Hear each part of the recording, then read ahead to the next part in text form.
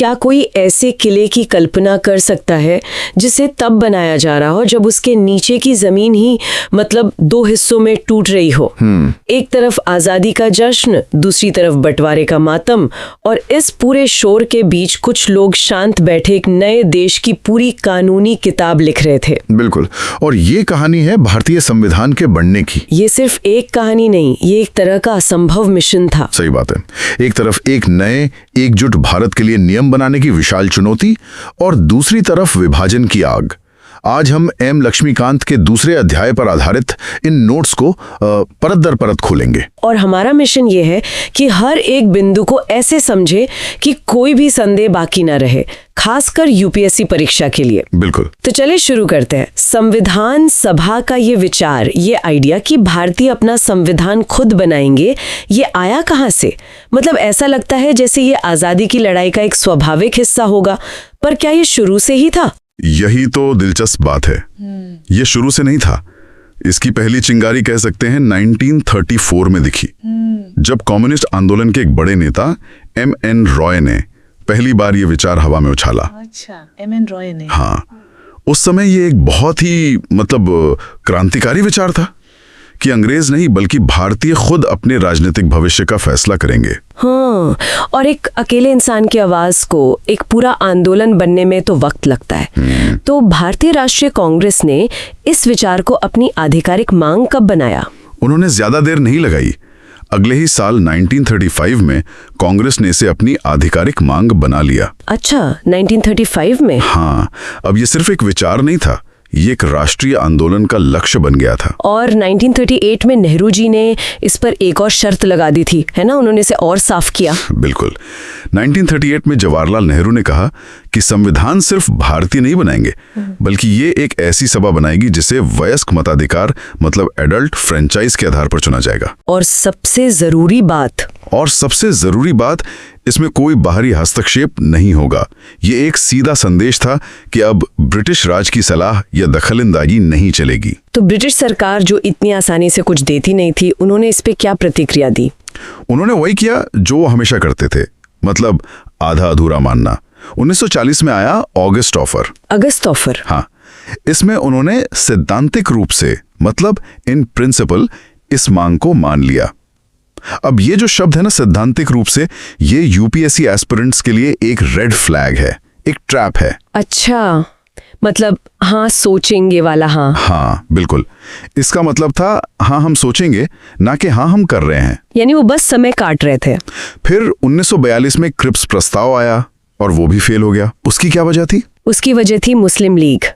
Sir Stafford Cripps एक ठोस प्रस्ताव लेकर तो आए थे, लेकिन तब तक तो मांग बदल चुकी थी। एग्जैक्टली। तब तक मुस्लिम लीग भारत को दो हिस्सों में बांटने और दो अलग संविधान सभाओं की मांग पर अड़ चुकी थी।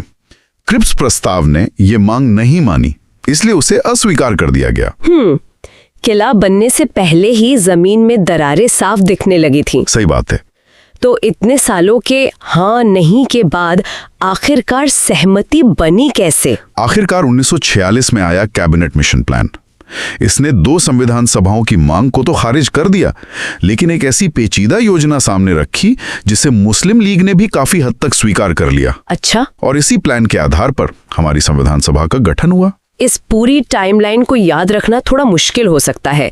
1934, फिर 35, 38, 40, 42, 46। हाँ, कोई आसान तरीका है? बिल्कुल, एक मजेदार निमोनिक है। बताइए। रॉयज ऑगस्ट क्रिपल्ड कैबिनेट।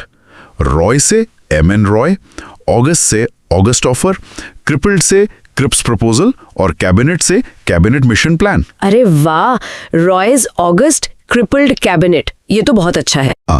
और ये निमोनिक ये भी दिखाता है कि ब्रिटिश सरकार कितनी मुश्किल से मान रही थी। हर कदम पर एक लेकिन या शर्त थी। तो कैबिनेट मिशन ने हरी झंडी तो दे दी, पर इस विशाल सभा को बनाना अपने आप में एक महाभारत रहा होगा। कुल सीटें थीं 389। ये इतना सटीक नंबर क्यों? 400 क्यों नहीं? क्योंकि इसके पीछे एक सीधा सा गणित था, एक गोल्डन रूल। क्या था वो रूल? नियम यह था कि हर 10 लाख यानी 1 मिलियन की आबादी पर लगभग एक सीट दी जाएगी। तो उस समय के हिसाब से ये संख्या 389 पर आकर रुकी। अच्छा, तो ये आबादी पर आधारित था। और इन 389 सीटों का बंटवारा कैसे हुआ था? इन्हें दो बड़े हिस्सों में बांटा गया। 296 सीटें थी ब्रिटिश भारत के लिए, यानी वो इलाके जहां अंग्रेजों का सीधा राज था, जैसे बॉम्बे, मद्रास, बंगाल। बिल्कुल। और बाकी 93 सीटें थी रियासतों के लिए, मतलब प्रिंसली स्टेट्स, जहां राजा महाराजाओं का शासन था। और यहीं पर कहानी में एक बड़ा मोड़ आता है। एक मिनट, उन 296 सीटों का भी तो बंटवारा था गवर्नर्स प्रोविंसेस और चीफ कमिश्नर्स प्रोविंसेस में। हाँ, सही कहा। उन 296 में से 292 सीटें 11 गवर्नर्स प्रोविंस से आनी थी और बची हुई 4 सीटें 4 चीफ कमिश्नर्स प्रोविंस से, हर एक से एक। तो ये आज के जैसे केंद्र शासित प्रदेशों की तरह थे? हाँ, बिल्कुल वैसे ही समझ सकते हैं। ठीक है, अब आते हैं सबसे बड़े सवाल पर। मुझे हमेशा लगता था कि संविधान सभा के लिए पूरे देश ने वोट किया होगा, मतलब ये तो वी द पीपल वाली बात है, पर ऐसा नहीं था क्या? यही तो सबसे बड़ा लक्ष्मीकांत ट्रैप है। आम जनता ने सीधे वोट नहीं दिया था, ये एक अप्रत्यक्ष चुनाव था, इनडायरेक्ट इलेक्शन। तो फिर वोट दिया किसने, अगर आम लोगों ने नहीं दिया तो? वोट दिया प्रांतीय विधानसभाओं के सदस्यों ने, members of provincial legislative assemblies. और मजे की बात यह है कि उन सदस्यों को भी 1935 के कानून के तहत बहुत ही सीमित मताधिकार के आधार पर चुना गया था। अच्छा, मतलब टैक्स, शिक्षा और संपत्ति के आधार पर? बिल्कुल।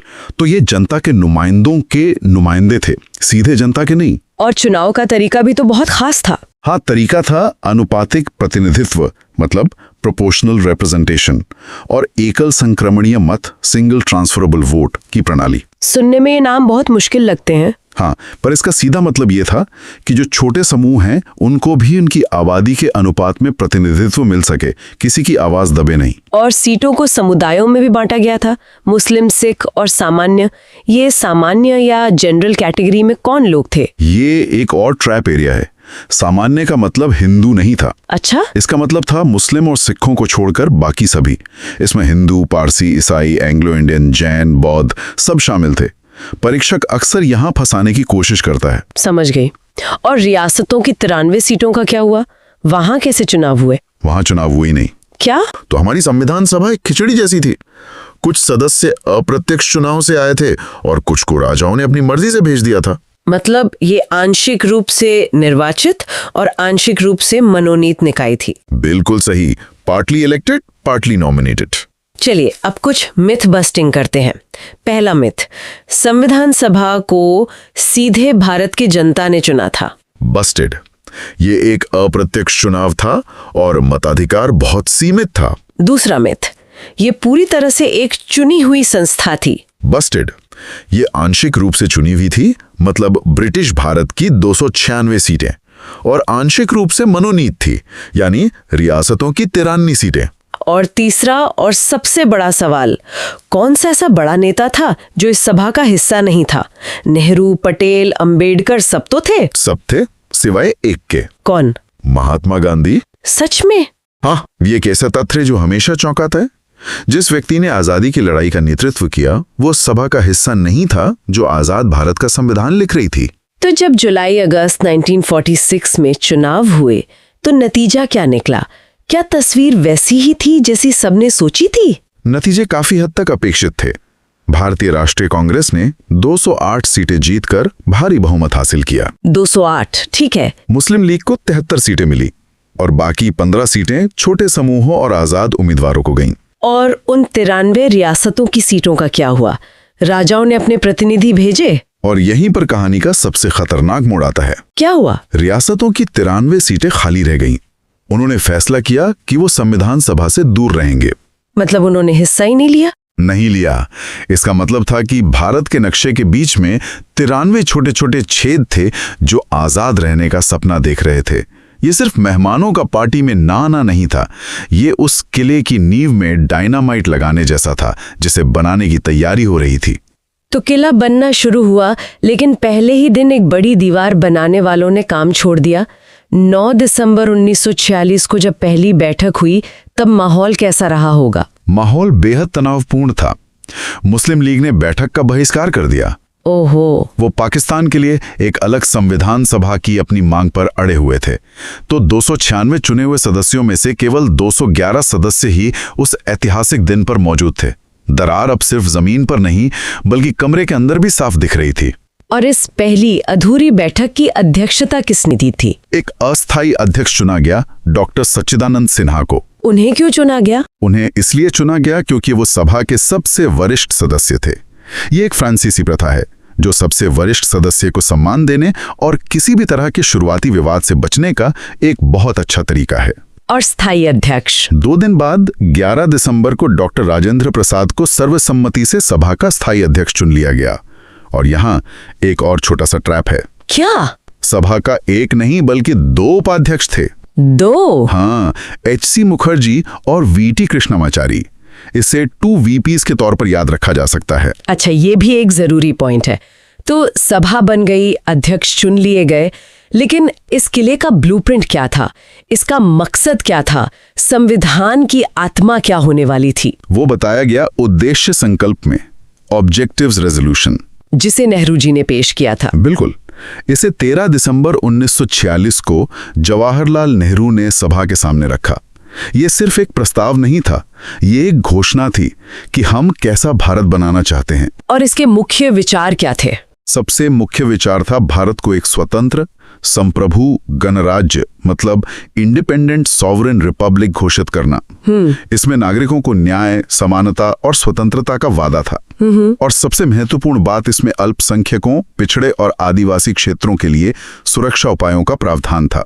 यह हमारे संविधान का, कह सकते हैं, एक नैतिक कंपास था। और इसे अपनाया कब गया? इसे 22 जनवरी 1947 को सर्वसम्मति से अपना लिया गया।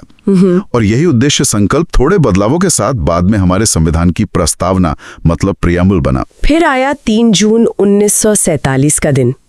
माउंटबैटन योजना ने देश के विभाजन की घोषणा कर दी। ये तो एक भूकंप जैसा रहा होगा। इसने संविधान सभा को कैसे बदला? इसने सब कुछ बदल दिया।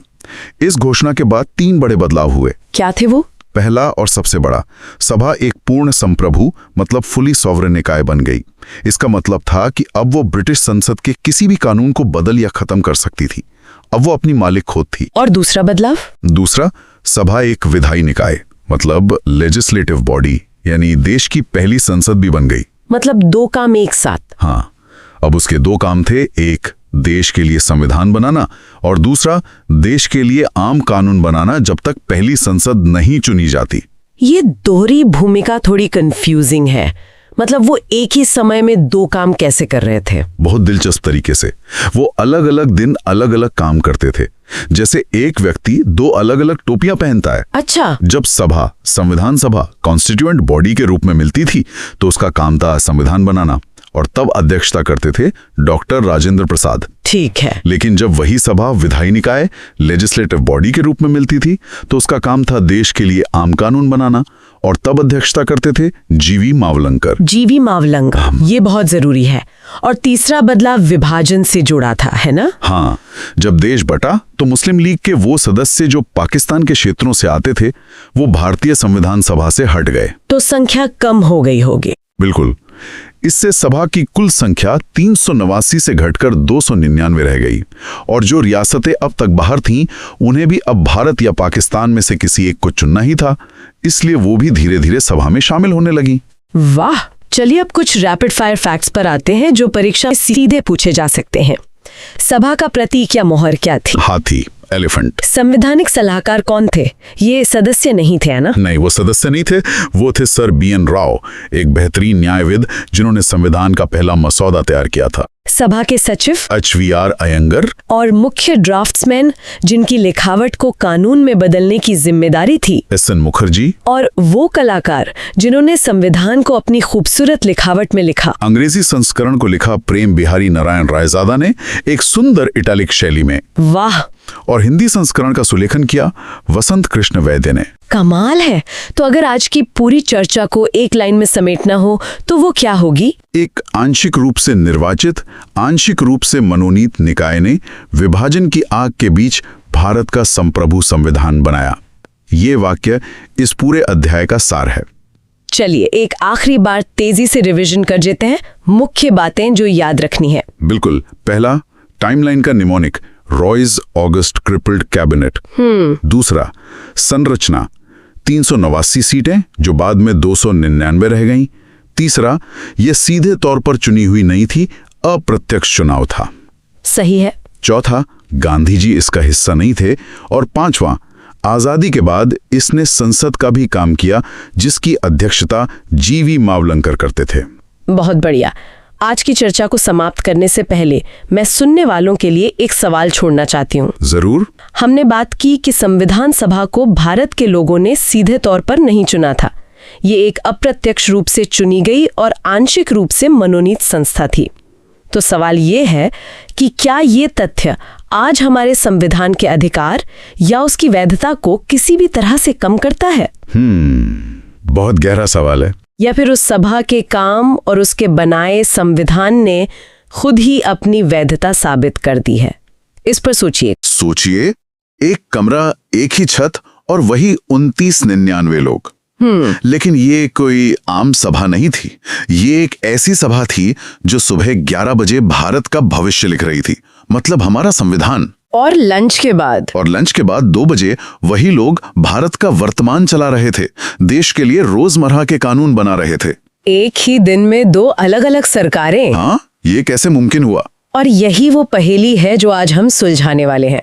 यूपीएससी की तैयारी में अक्सर ये होता है कि लोग संविधान सभा को सिर्फ संविधान लिखने वाली संस्था के तौर पर देखते हैं। हाँ, ये तो है। पर वो ये भूल जाते हैं कि वो भारत की पहली अस्थायी संसद भी थी, जिसे डोमिनियन लेजिस्लेचर कहते हैं। अच्छा। आज हम इसी दोहरी भूमिका की गहराइयों में उतरेंगे और ये पक्का करेंगे कि पॉलिटी के इस हिस्से से एक भी सवाल गलत ना हो। ये सिर्फ चर्चा नहीं, ये 2 नंबर पक्के करने की गारंटी है। बिल्कुल। तो चलिए कहानी शुरू करते हैं उस तारीख से जब सब कुछ बदल गया। 15 अगस्त 1947।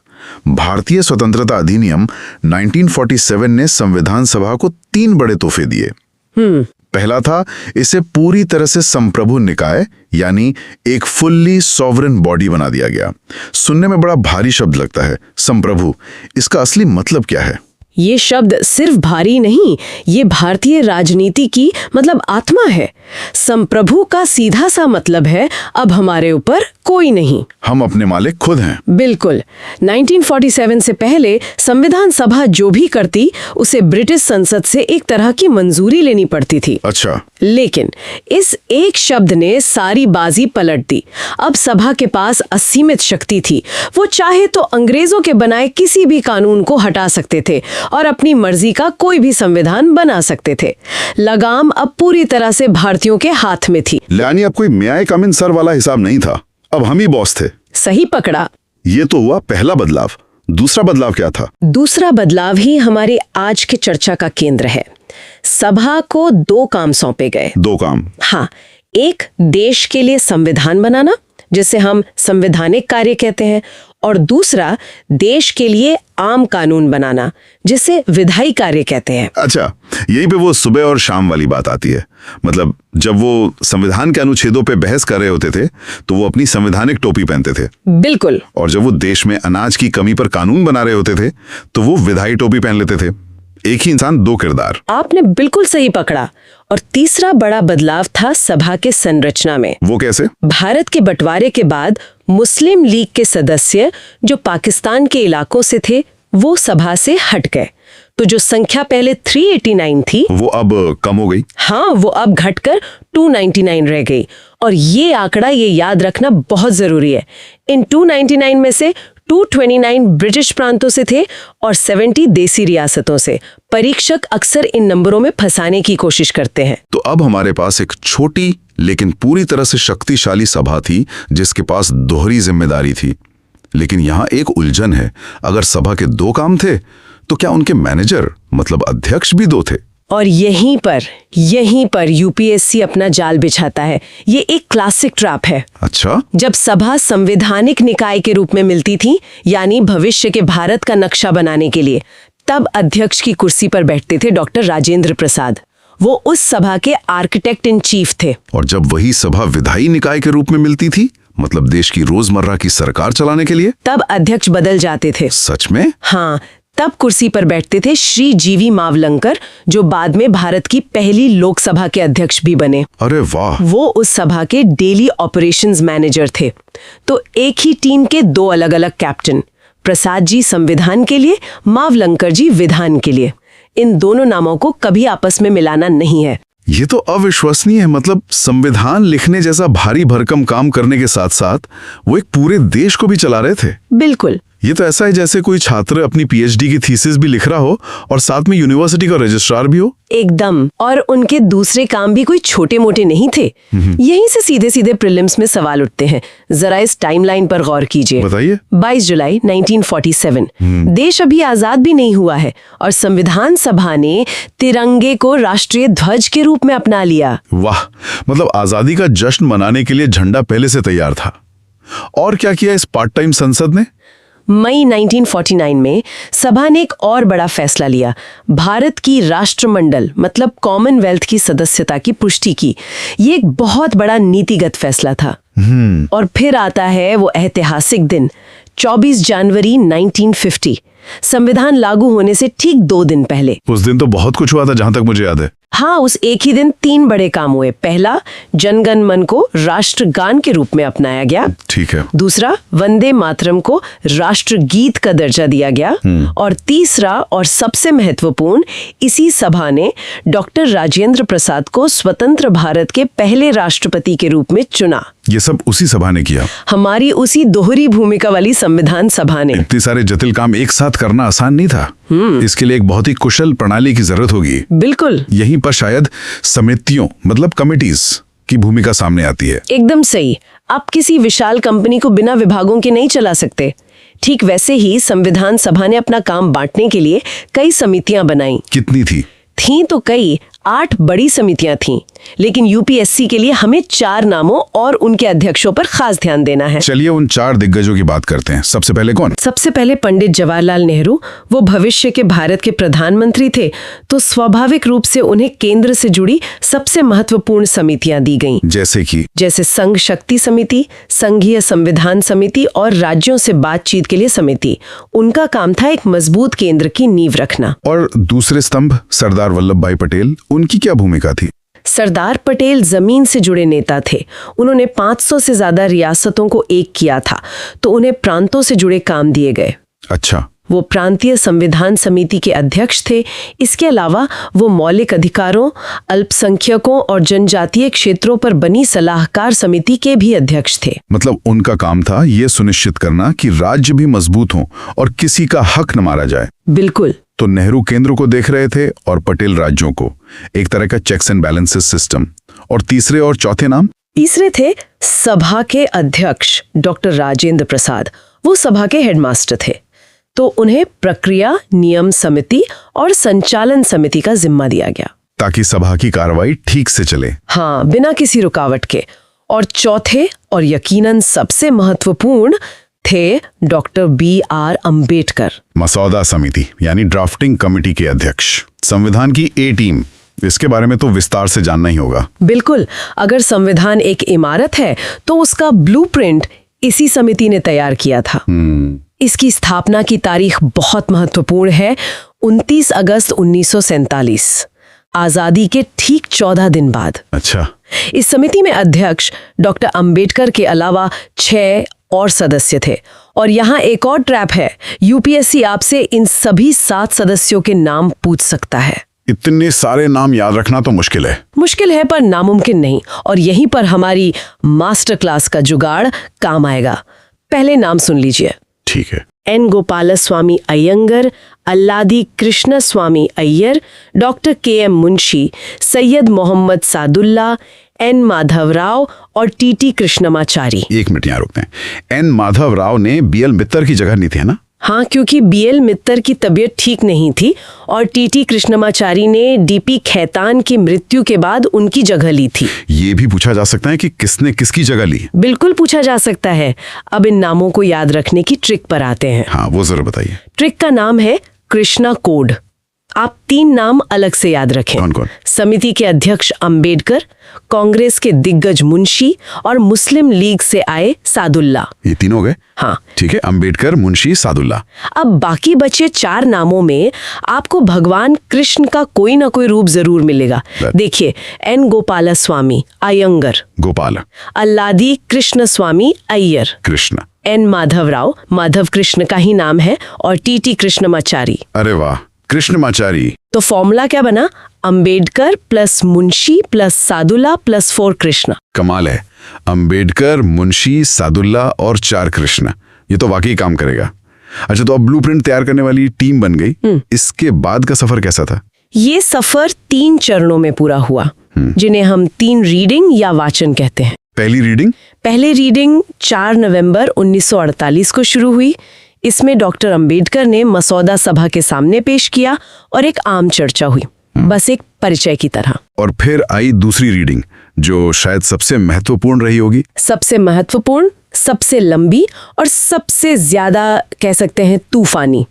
ये 15 नवंबर 1948 से शुरू होकर लगभग 1 साल तक 17 अक्टूबर 1949 तक चली। 1 साल? हाँ।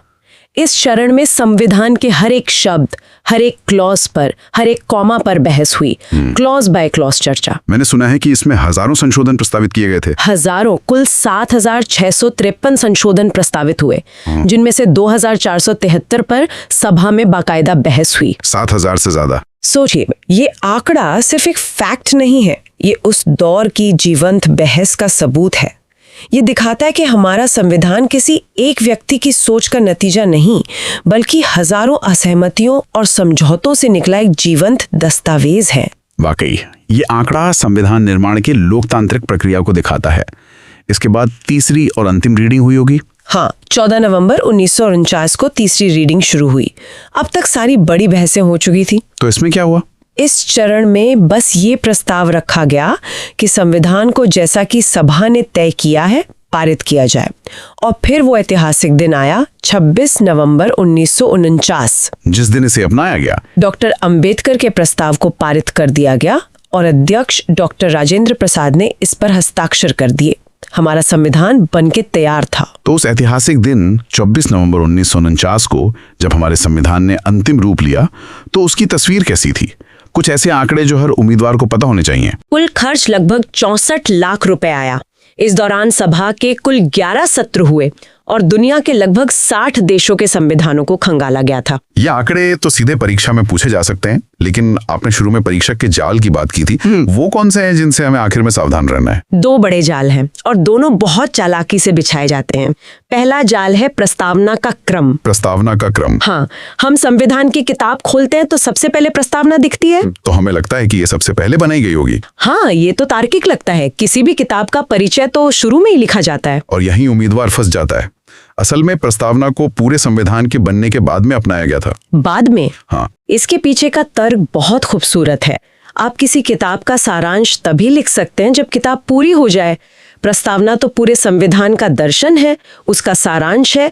इसलिए निर्माताओं ने इंतजार किया कि पहले पूरी इमारत बन जाए, फिर हम उसके बाहर एक खूबसूरत नेम प्लेट लगाएंगे जो बताए कि इस इमारत के अंदर क्या है। वाह, ये तो बहुत गहरी बात है।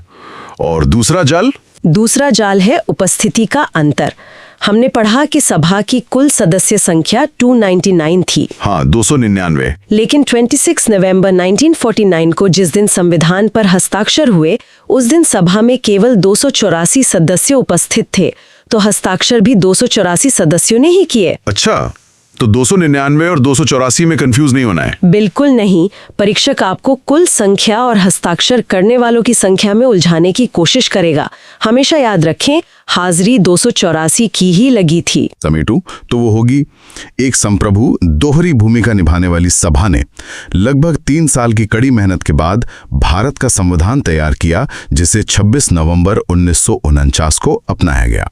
बिल्कुल सही निचोड़। और अब एक सवाल के साथ इस चर्चा को समाप्त करते हैं जो सोचने पर मजबूर कर दे।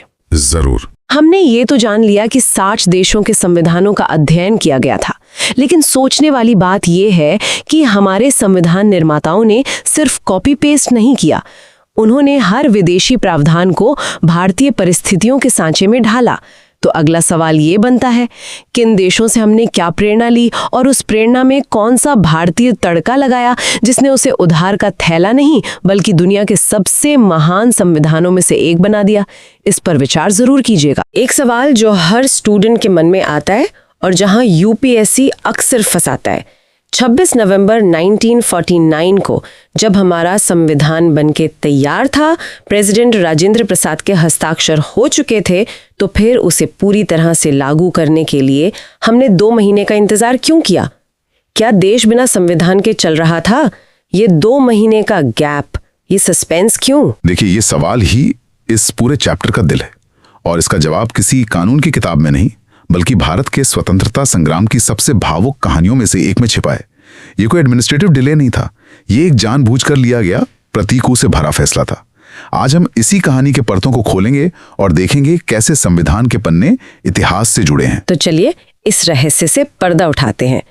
26 नवंबर 1949 जिसे हम अडॉप्शन की तारीख कहते हैं और 26 जनवरी 1950 जिसे हम कमेंसमेंट की तारीख कहते हैं। इन दोनों तारीखों के बीच की कहानी क्या है? कहानी शुरू होती है 21 साल पहले, दिसंबर 1929 में रावी नदी के किनारे लाहौर में। कांग्रेस का वार्षिक अधिवेशन चल रहा था। माहौल में एक अलग ही जोश था। जवाहरलाल नेहरू ने अध्यक्ष के तौर पर घोषणा की कि अब हमें आधी अधूरी आज़ादी नहीं चाहिए, हमें चाहिए पूर्ण स्वराज, कंप्लीट इंडिपेंडेंस। और इसी अधिवेशन में यह तय हुआ कि आने वाली 26 जनवरी 1930 को पूरे भारत में पहला स्वतंत्रता दिवस मनाया जाएगा। अच्छा, तो 26 जनवरी की तारीख हमारे लिए 15 अगस्त से भी पहले से खास थी। यह हमारा ओरिजिनल इंडिपेंडेंस डे था एक तरह से। एग्जैक्टली। जिसे हम 1930 से ही मनाते आ रहे थे। तो जब संविधान बनकर तैयार हुआ तो हमारे संविधान निर्माताओं ने सोचा कि देश को आज़ादी तो 15 अगस्त को मिल गई, लेकिन हम अपनी इस पहली सबसे भावुक तारीख को कैसे जिंदा रखें। तो उन्होंने फैसला किया कि हम संविधान को पूरी तरह से 26 जनवरी को ही लागू करेंगे, ताकि ये दिन हमेशा के लिए भारतीय इतिहास में अमर हो जाए। ये एक श्रद्धांजलि थी उन सभी स्वतंत्रता सेनानियों को जिन्होंने 26 जनवरी को आज़ादी का सपना देखा था। ये तो वाकई एक बहुत ही खूबसूरत प्रतीकात्मक इशारा था, लेकिन इसका एक प्रैक्टिकल सवाल भी है। अगर पूरा संविधान 26 जनवरी 1950 को लागू हुआ, तो इसका मतलब 26 नवंबर 1949 को बस हस्ताक्षर हुए और फिर सबने 2 महीने की छुट्टी ले ली। देश कैसे चल रहा था? हाँ, नहीं, ऐसा बिल्कुल नहीं है। यहीं पर यूपीएससी का पहला ट्रैप आता है। इसे कहते हैं पार्शियल एनफोर्समेंट या आंशिक प्रवर्तन। सोचिए, एक नया देश बन रहा है, व्यवस्था बदल रही है, आपको तुरंत इमीडिएटली किन चीजों की जरूरत पड़ेगी? सबसे पहले तो ये तय करना होगा कि इस नए देश का नागरिक कौन होगा, कौन नहीं। फिर देश को चलाने के लिए चुनाव करवाने होंगे, तो उसकी तैयारी चाहिए। और जब तक चुनाव नहीं होते तब तक काम चलाने के लिए एक अस्थायी संसद तो चाहिए ही होगी। बिंगो, आपने तीनों सबसे जरूरी चीजें पकड़ ली। इसीलिए नागरिकता यानी सिटीजनशिप, चुनाव यानी इलेक्शंस और अस्थायी संसद यानी प्रोविजनल पार्लियामेंट, इनसे जुड़े सारे प्रावधान 26 नवंबर 1949 को हस्ताक्षर होते ही तुरंत लागू कर दिए गए। ये वो बुनियाद थी जिसके बिना देश एक दिन भी आगे नहीं बढ़ सकता था। खास तौर पर अनुच्छेद 324, जिसने एक स्वतंत्र चुनाव आयोग की नींव रखी, इसके बिना भारत का पहला चुनाव ही संभव नहीं हो पाता था। ये वो इंजन था जिसे ट्रेन चलने से पहले स्टार्ट करना जरूरी था। और फिर 26 जनवरी 1950 को, जिसे हम कमेंसमेंट कहते हैं, पूरी की पूरी संविधान की किताब लागू हो गई। और इसी दिन हमने इंडियन इंडिपेंडेंस एक्ट 1947 और गवर्नमेंट ऑफ इंडिया एक्ट 1935 जैसे पुराने ब्रिटिश कानूनों को हमेशा के लिए निरस्त कर दिया। सही? लगभग सही। और यहीं पर दूसरा ट्रैप है। परीक्षक को पता है कि सब ये याद करेंगे कि पुराने कानून निरस्त हो गए, लेकिन वो अपवाद, एक्सेप्शन पूछेगा। एक कानून था जो निरस्त नहीं हुआ, the abolition of privy council jurisdiction act 1949। ये कानून कुछ समय तक जारी रहा। ये एक बहुत महत्वपूर्ण डिटेल है जो अक्सर मिस हो जाती है। ये तो बहुत जरूरी जानकारी है। तो चलिए एक बार हमेशा के लिए इन 2 शब्दों को क्लियर कर देते हैं, एडॉप्शन और कमेंसमेंट।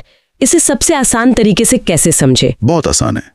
26 नवंबर 1949 यानी डेट ऑफ अडॉप्शन। अडॉप्शन मतलब गोद लेना। इस दिन हमने संविधान को अपना माना, इस पर हस्ताक्षर हुए, सिग्नेचर, और कुछ जरूरी तत्काल प्रावधान लागू हुए। ओके। और 26 जनवरी 1950 यानी डेट ऑफ कमेंसमेंट। कमेंसमेंट मतलब शुरुआत। इस दिन से संविधान पर काम शुरू हुआ। पूरा देश इसके हिसाब से चलने लगा। यह हमारा सेलिब्रेशन का दिन है, हमारा गणतंत्र दिवस। तो adoption equals to signature, commencement equals to celebration. कितना आसान है। पर एक सवाल है, जब ये सब हो रहा था तो क्या पूरा देश इस संविधान सभा के काम से खुश था या कुछ आलोचक भी थे? आलोचना तो हर बड़े काम की होती है और संविधान सभा की भी जबरदस्त आलोचना हुई। और ये आलोचनाएं एग्जाम के लिए बहुत बहुत महत्वपूर्ण है। तो क्या थी वो मुख्य आलोचनाएं और उन्हें याद कैसे रखें? इन्हें याद रखने के लिए एक मास्टर ट्रिक है, क्लास, CLASS। इस एक शब्द में 5 बड़ी आलोचनाएं छिपी हैं। पहला, ए, अडल्ट फ्रेंचाइज मिसिंग। आलोचकों ने कहा कि ये एक रिप्रेजेंटेटिव बॉडी नहीं थी क्योंकि इसके सदस्यों को भारत के लोगों ने सीधे वोट देकर नहीं चुना था। यूनिवर्सल अडल्ट फ्रेंचाइज यानी हर वयस्क को वोट का अधिकार तब नहीं था। मतलब ये सीधे तौर पे जनता का प्रतिनिधित्व नहीं करती थी। ये तो एक बहुत बड़ा पॉइंट है। बिल्कुल। दूसरा, एस, सॉवरेनिटी मिसिंग। आलोचकों ने कहा कि ये एक संप्रभु या पूरी तरह आजाद बॉडी नहीं थी। इसे ऐसे समझिए जैसे आपको अपने घर के नियम बनाने के लिए कहा गया हो, लेकिन आपको मीटिंग कब और कहां करनी है ये आपका मकान मालिक तय करेगा। आप नियम तो बना रहे हैं पर पूरी तरह से आजाद नहीं है। क्योंकि सभा का गठन ब्रिटिश सरकार के प्रस्तावों पर हुआ था, आलोचकों ने यही तर्क दिया। और समय को लेकर भी तो बहुत मजाक उड़ाया गया था। हाँ, वो है हमारा दूसरा एस, स्लो प्रोसेस। संविधान को बनने में लगभग 3 साल लग गए। इसी पर मजाक करते हुए सभा के ही एक सदस्य नजीरुद्दीन अहमद ने ड्राफ्टिंग कमेटी को ड्रिफ्टिंग कमेटी कह दिया था, यानी बहती मी दिशाहीन समिति। Drifting committee? लेकिन क्या उनकी बात में दम था? 3 साल वाकई बहुत लंबा समय है। अमेरिका ने तो अपना संविधान 4 महीने में बना लिया था। ये तुलना सही नहीं है। अमेरिका उस वक्त एक काफी हद तक होमोजीनियस समाज था। भारत में हमें हजारों साल की विविधताओं, सैकड़ों रियासतों, अलग अलग धर्मों, भाषाओं और जातियों को एक साथ एक धागे में पिरोना था। ये दुनिया का सबसे बड़ा सामाजिक और राजनीतिक एक्सपेरिमेंट था। इसमें समय लगना स्वाभाविक था। ये बात तो सही है। अब क्लास में C और L बचे हैं। सी से है कांग्रेस डोमिनेटेड। एक ब्रिटिश विशेषज्ञ ग्रैंडविले ऑस्टिन ने कहा, संविधान सभा ही कांग्रेस थी और कांग्रेस ही भारत था। इसका मतलब था कि सभा में एक ही पार्टी का दबदबा था। और एल से है लॉयर पॉलिटिशियन डोमिनेशन। सभा में वकीलों और नेताओं की संख्या बहुत ज्यादा थी। और शायद इसी L यानी लॉयर डोमिनेशन की वजह से हमारे संविधान की भाषा इतनी जटिल और कानूनी हो गई जिसे आज भी आम आदमी के लिए समझना मुश्किल है। आपने बिल्कुल सही नस पकड़ी है। इसकी वजह से आज भी हमारे देश में कानूनी मामलों की भाषा आम आदमी की पहुंच से बहुत दूर है। आज भी सुप्रीम कोर्ट के फैसलों को समझने के लिए विशेषज्ञों की जरूरत पड़ती है और इसकी नींव शायद यहीं रखी गई थी। तो याद रखिए, class, Congress, lawyer, adult franchise missing, sovereignty missing and slow process. Class, ये तो कभी नहीं भूलेगा। अब एक और ट्रैप एरिया की बात करते हैं जहां छात्र अक्सर गलती करते हैं। संविधान को असल में लिखा किसने? इसमें सुलेखक, कलाकार, ड्राफ्ट्समैन, सलाहकार, बहुत कंफ्यूजन है। इस कंफ्यूजन को हमेशा के लिए दूर करते हैं। ये कहानी की तरह है। सोचिए कि बहुत खूबसूरत किताब बन रही है। पहले आते हैं सुलेखक, कैलीग्राफर, यानी वो इंसान जिसने अपने हाथों से इसे लिखा। अंग्रेजी संस्करण को अपनी सुंदर इटैलिक लिखावट में लिखा प्रेम बिहारी नारायण रायजादा ने। और इनके बारे में एक खूबसूरत कहानी है। जब नेहरू जी ने उनसे पूछा कि वो इस काम के लिए क्या फीस लेंगे, तो उन्होंने कहा, 1 पैसा भी नहीं। मेरी बस एक शर्त है कि मैं हर पन्ने पर अपना नाम लिखूंगा और आखिरी पन्ने पर अपने दादाजी का नाम। वाह, ये तो अद्भुत है। मतलब उन्होंने अपनी कला देश को समर्पित कर दी। और हिंदी संस्करण किसने लिखा? हिंदी संस्करण के सुलेखक थे वसंत कृष्ण वैद्य। तो पहला पॉइंट क्लियर। लिखने वाले 2 लोग थे, रायजादा और वैद्य। अब बात आती है सजाने वालों की। इस किताब के हर पन्ने को कलाकृतियों से सजाया गया। ये काम किया शांति निकेतन के महान कलाकार नंदलाल बोस और उनकी टीम ने, जिसमें ब्योहर राम मनोहर सिन्हा भी शामिल थे, जिन्होंने प्रस्तावना के पन्ने को सजाया। उन्होंने भारत के हजारों साल के इतिहास को मोहनजोदड़ो से लेकर स्वतंत्रता संग्राम तक चित्रों में उकेर दिया। तो रायजादा और वैद्य ने शब्द दिए और नंदलाल बोस और उनकी टीम ने उन शब्दों में आत्मा फूंकी। लेकिन इन सब के पीछे एक दिमाग भी तो होगा। कानूनी सलाहकार कौन था? बिल्कुल, वो थे सर BN राव। ये एक और ट्रैप है। BN राव संवैधानिक सलाहकार थे। उन्होंने ही संविधान का पहला ड्राफ्ट तैयार किया था, लेकिन वो ड्राफ्टिंग कमेटी के सदस्य नहीं थे। और उनकी इस जटिल कानूनी भाषा को सरल प्रशासनिक भाषा में बदलने का जिम्मा था SN मुखर्जी पर, जो संविधान सभा के चीफ ड्राफ्टमैन थे। क्या बात है। मतलब ये एक पूरी टीम थी, सलाहकार, लेखक, कलाकार, ड्राफ्ट्समैन, और इस पूरी विशाल प्रक्रिया का प्रतीक चिन्ह क्या था? इस पूरी विशाल काम का प्रतीक था हाथी, जो इसके आकार, इसकी ताकत और इसकी बुद्धिमत्ता को दर्शाता है। इतनी सारी बहसों और आलोचनाओं के बीच ये जानना भी दिलचस्प है कि इस सभा में असल में कौन लोग थे।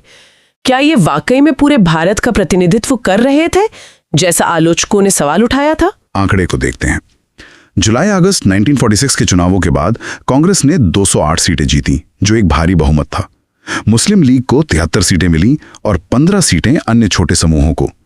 ये आंकड़े सिर्फ स्कोर नहीं थे, ये उस समय की राजनीतिक सच्चाई थी, जिसके आधार पर देश के भविष्य का फैसला होना था। और अगर सामुदायिक प्रतिनिधित्व की बात करें, क्योंकि चर्चिल जैसे लोगों ने तो इसे एक प्रमुख समुदाय का निकाय कहकर खारिज कर दिया था। आंकड़े बताते हैं कि इसमें हिंदू सदस्यों की संख्या 163 थी, मुस्लिम सदस्यों की 80 और अनुसूचित जातियों के 31 सदस्य थे।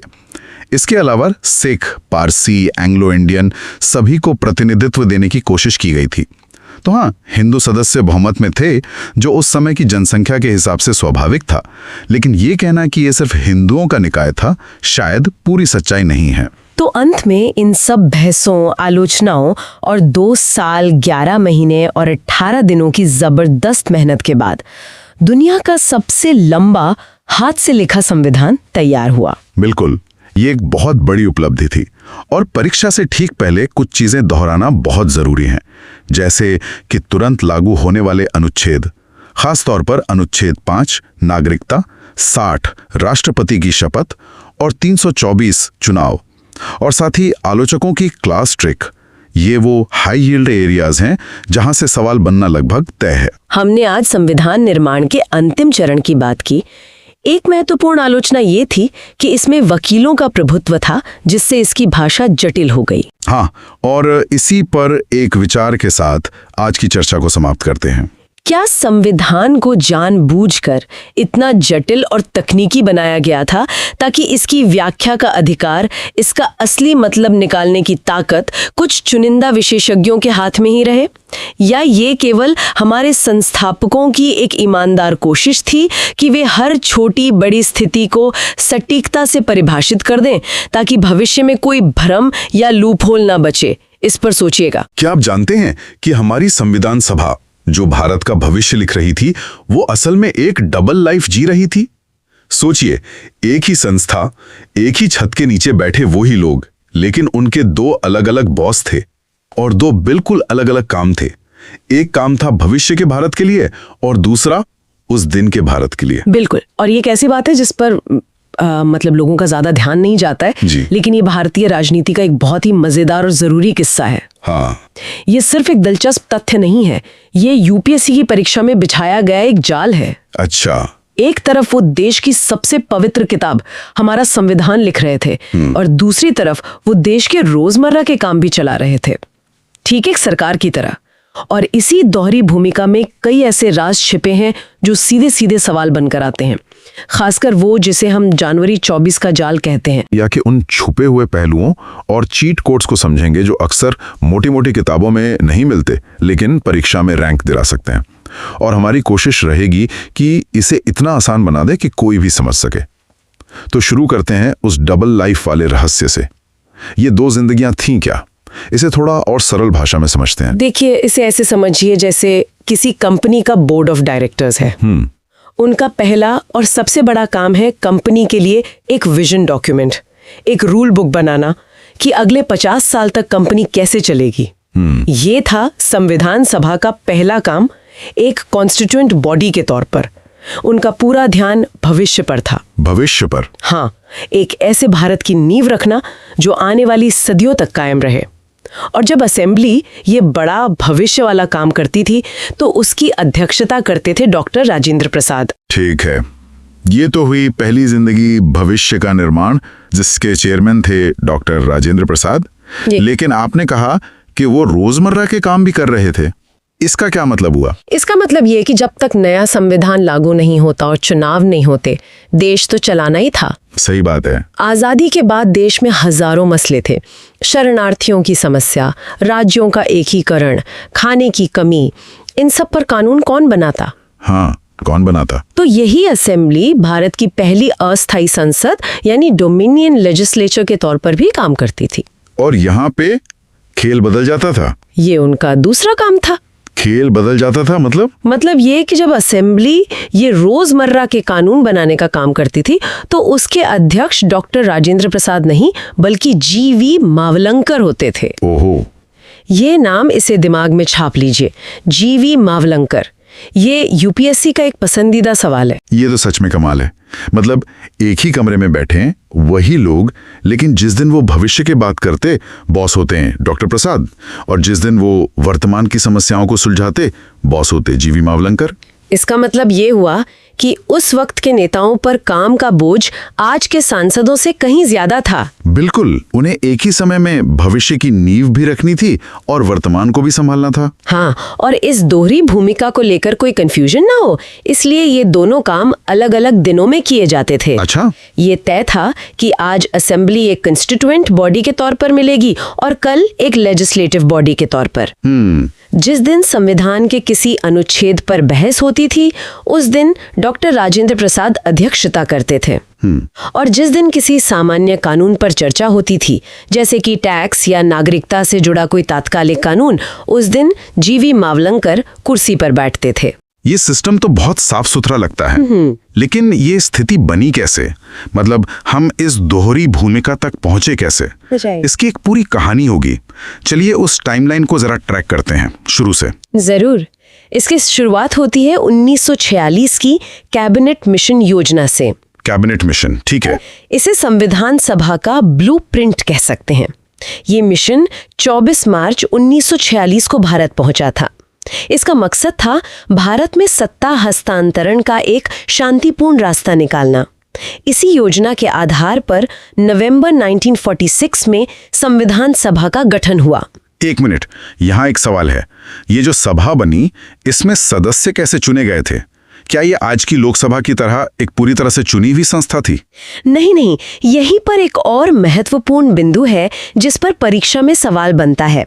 ये आंशिक रूप से निर्वाचित और आंशिक रूप से नामांकित, मतलब पार्टली इलेक्टेड पार्टली नॉमिनेटेड संस्था थी। अच्छा, तो आंशिक रूप से निर्वाचित और आंशिक रूप से नामांकित, इन दोनों का मतलब क्या है? ऐसा क्यों किया गया? देखिए, उस समय भारत दो हिस्सों में बटा था।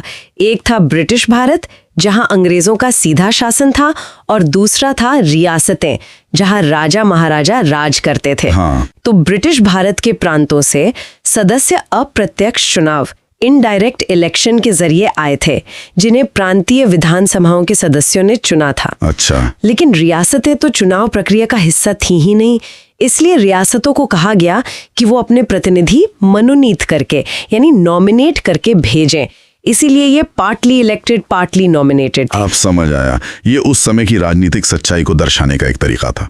ठीक है, तो सभा बन गई। फिर आया 1947 का साल और भारत की आजादी। भारतीय स्वतंत्रता अधिनियम ने इस सभा पर क्या असर डाला? 1947 के भारतीय स्वतंत्रता अधिनियम ने असल में सब कुछ बदल दिया। इस अधिनियम ने संविधान सभा को दो बहुत बड़ी शक्तियां दी। दो शक्तियां? हाँ, पहली तो इसे एक संप्रभु निकाय यानी सॉवरेन बॉडी बना दिया। ये कीवर्ड है संप्रभु। संप्रभु शक्ति क्या थी? दूसरी शक्ति वही थी जिसकी हम बात कर रहे हैं। इसे एक विधायी निकाय यानी लेजिस्लेटिव बॉडी भी बना दिया गया, मतलब कानून बनाने की शक्ति। और यहीं से उस डबल लाइफ की आधिकारिक शुरुआत हुई।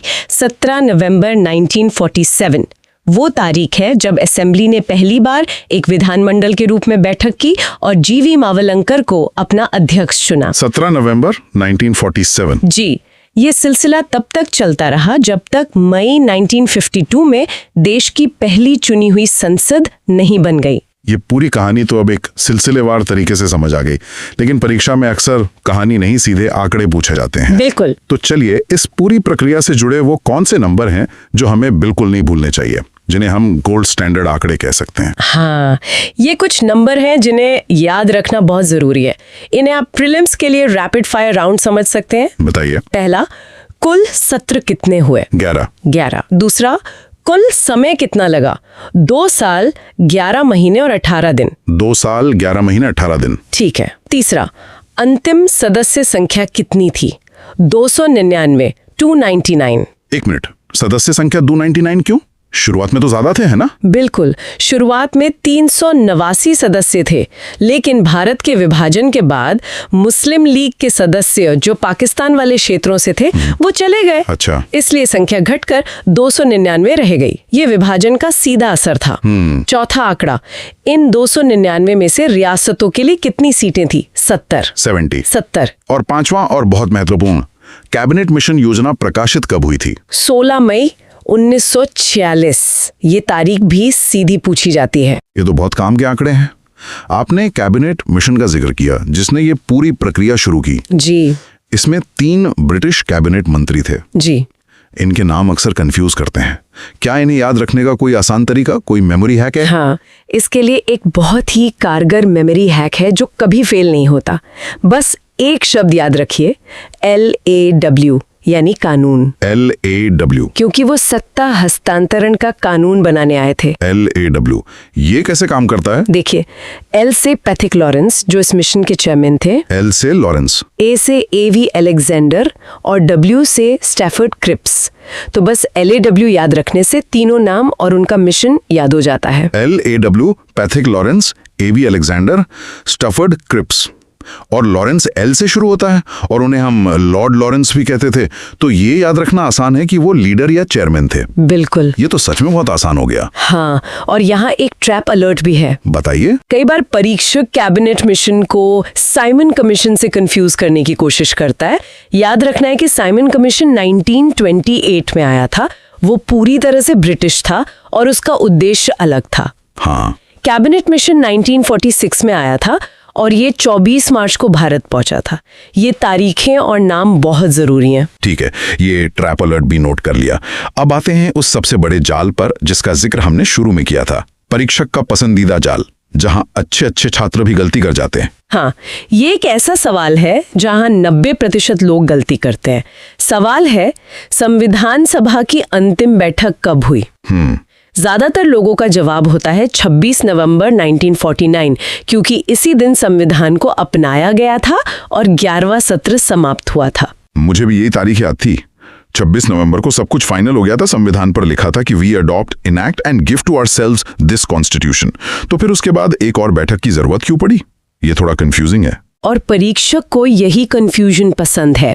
आपका जवाब गलत है। सही तारीख है 24 जनवरी 1950। 24 जनवरी 1950, यानी गणतंत्र दिवस से ठीक 2 दिन पहले। लेकिन ऐसा क्यों?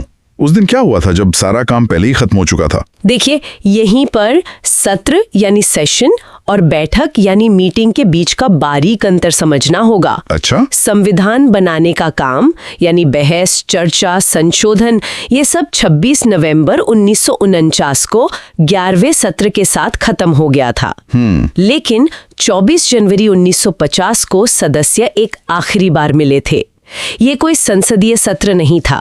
इस दिन कोई बहस या कानून बनाने का काम नहीं हुआ। तो फिर हुआ क्या उस दिन? उस दिन 3 मुख्य काम हुए। पहला, सदस्यों ने संविधान की अंतिम हाथ से लिखी हुई प्रति पर अपने हस्ताक्षर किए। अच्छा, सिग्नेचर हुए। दूसरा, इसी दिन डॉक्टर राजेंद्र प्रसाद को सर्वसम्मति से भारत के पहले राष्ट्रपति के रूप में चुना गया। और तीसरा, राष्ट्रगान जन गण मन और राष्ट्रगीत वंदे मातरम को भी आधिकारिक तौर पर इसी दिन अपनाया गया। ये एक तरह की औपचारिक विदाई बैठक थी। इसलिए याद रखें, अंतिम सत्र 26 नवंबर 1949 को खत्म हुआ, लेकिन अंतिम बैठक 24 जनवरी 1950 को हुई। वाह, ये तो सच में एक बहुत बड़ा जाल है। तो कीवर्ड है बैठक बनाम सत्र। ये बात गांठ बांध लेनी चाहिए। बिल्कुल। अब एक और दिलचस्प पहलू पर आते हैं, रियासतें। आपने बताया कि उनके लिए 70 सीटें थीं। ये बहुत सारे राजा महाराजा और उनके प्रतिनिधि एक ही कमरे में थे। क्या इनमें कोई पावर रैंकिंग थी? कौन सी रियासत सबसे ज्यादा प्रभावशाली थी? बिल्कुल, सीटों का बंटवारा जनसंख्या के आधार पर था, तो जाहिर है कि बड़ी और ज्यादा आबादी वाली रियासतों के पास ज्यादा सीटें और ज्यादा प्रभाव था। अगर हम एक प्रिंसली पावर लिस्ट बनाएं तो सबसे ऊपर थी मैसूर रियासत। मैसूर? मुझे लगा शायद हैदराबाद या कोई और बड़ी रियासत होगी। मैसूर क्यों? हैदराबाद ने तो असल में संविधान सभा का बहिष्कार कर दिया था, वो शामिल ही नहीं हुए। अच्छा। इसलिए जो रियासतें शामिल हुईं उनमें मैसूर सबसे शक्तिशाली बनकर उभरी, जिसके पास सबसे ज्यादा 7 सदस्य थे। मैसूर उस समय एक बड़ी और प्रगतिशील रियासत मानी जाती थी। मैसूर के 7 सदस्य। हाँ, उसके बाद दूसरे नंबर पर थी ट्रावनकोर, जिसके पास 6 सदस्य थे। ये दोनों दक्षिण की बड़ी रियासतें थी। मैसूर के पास 7 और त्रावणकोर के पास 6। और उत्तर भारत से कौन था? उत्तर और मध्य भारत से ग्वालियर एक बड़ी ताकत थी, जिसके पास 4 सदस्य थे। और उसके बाद बड़ौदा और जयपुर, इन दोनों के पास 3-3 सदस्य थे। ये लिस्ट दिखाती है कि उस समय कौन सी रियासतें राष्ट्रीय राजनीति में कितना वजन रखती थी और एकीकरण की प्रक्रिया में उनकी आवाज कितनी महत्वपूर्ण थी। ये तो बहुत ही रोचक है, मैसूर सबसे शक्तिशाली रियासत के रूप में। तो हमने आज काफी कुछ समझा, असेंबली की दोहरी जिंदगी, पूरी टाइमलाइन, जरूरी आंकड़े और कुछ बहुत ही महत्वपूर्ण जाल जिनसे बचना है। अगर इस पूरी चर्चा को एक पंक्ति में समेटना हो तो वो क्या होगी? इसे ऐसे कह सकते हैं, कैबिनेट मिशन ने इसे शुरू किया, विभाजन ने इसे छोटा कर दिया, और मावलंकर ने कानूनों की अध्यक्षता की। ये पंक्ति पूरे अध्याय का सार बता देती है। वाह। 1946 की योजना से शुरुआत, विभाजन के बाद 299 सदस्यों का रह जाना, और जीबी मावलंकर की वो महत्वपूर्ण विधायी भूमिका। बहुत खूब, ये तो एकदम सही सारांश है। और अगर किसी को परीक्षा से ठीक पहले से रिवाइज करना हो तो वो कौन सी 3 बातें हैं जिन पर सबसे ज्यादा ध्यान देना चाहिए? एक आखिरी मिनट की चेकलिस्ट। 3 सबसे जरूरी बातें जो भूलनी ही नहीं है। ठीक है।